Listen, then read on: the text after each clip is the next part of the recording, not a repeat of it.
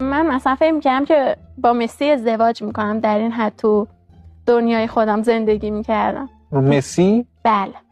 رونالدو اونجا هست دیگه، خیلی هم بهتره از نظر کراش و الیه بودن. خب دیگه شما میتونید رو رونالدو کراش بزنید، ولی من ایشونو میپسندیدم. چرا آخه مسی یعنی چی؟ اصلا برات ظاهر مهم نبود نه؟ چشونه مگه؟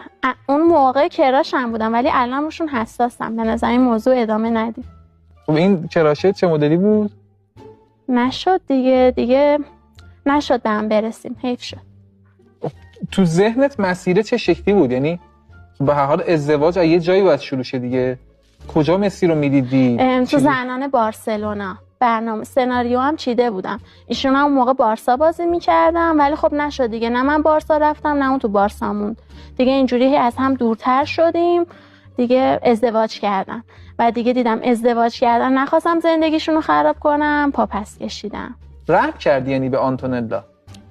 فقط بحث خودشون دوتا نبود، به هر حال بچه هم بود دیگه نخواستم که بچه طلاق بشن و این داستانا.